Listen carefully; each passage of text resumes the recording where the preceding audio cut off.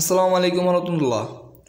কোরআন বিক্রয় কেন্দ্র YouTube channel পক্ষ থেকে নতুন একটি ভিডিওতে আপনাদের জানাচ্ছি স্বাগতম। প্রিয় দর্শক, আজকে আপনাদের মাঝে নিয়ে হাজির হয়েছি। বইটির নাম হলো কোরআনের সৌন্দর্য। এটি লিখেছেন আব্দুল্লাহ আল মাসউদ।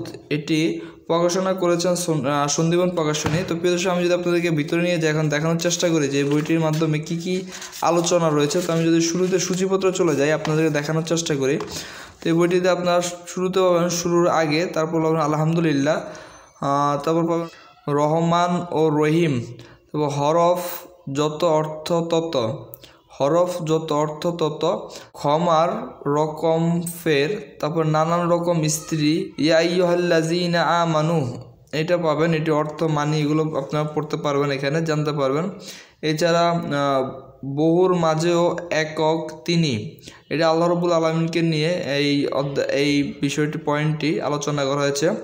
এছাড়া সুবছর ও কুবছর, অনেকের জীবনে সুবছর এবং কুবছর বিবেচনা করে যে আমাদের এই বছরটি অনেক খারাপ গিয়েছে, বা অনেকে বলে আগের বছরটি আমাদের খুব ভালো গিয়েছে। তো এই জন্য সুবছর ও কুবছর নিয়ে একটি আলোচনা রয়েছে।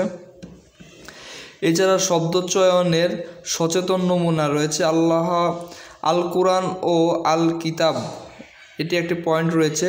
ফিতনা দেখে ফিতনায় পড়বেন না, বিভিন্ন অপরাধ অপকর্ম হচ্ছে আমাদের সমাজে, এগুলো দেখে যাতে আমরা এগুলোতে না পড়ি, লেখক এই জন্য একটি পয়েন্ট তৈরি করেছেন, ফিতনা দেখে ফিতনা পড়বেন না। এছাড়া সফলতা, বাতাস, সমাচার, রব্বি ও রব্বানা এর রহস্য কথাটা এখানে আছে। এছাড়া জান্নাত ও জাহান্নামের দরজা, মুসা আলাইহিস সালামের লাঠি এবং সাপ, এটি যে মুসা আলাইহিস সালামের যে লাঠির একটি গুণাগুণ ছিল, সেটি সাপ হয়ে যেত এবং দোললে লাঠি হতো, এবং এই লাঠি দ্বারা তিনি বিভিন্ন ধরনের কাজ করতেন। তো সেই সম্পর্কিত একটি পয়েন্ট রয়েছে, এটি একটি গুরুত্বপূর্ণ পয়েন্ট, আপনারা অবশ্যই এই পয়েন্টটি পড়ার চেষ্টা করবেন। এছাড়া দুটি অঙ্গের অসাধারণ উপস্থাপনা রয়েছে। কোরআনের ইজাজ বা সুসংক্ষিপ্ততা রয়েছে। গণমেঘের ভারী বর্ণনা আছে এখানে, আপনারা এটা জেনে নেবেন। এছাড়া দেখতে পাচ্ছেন এখানে জীবনের সারসংক্ষেপ রয়েছে।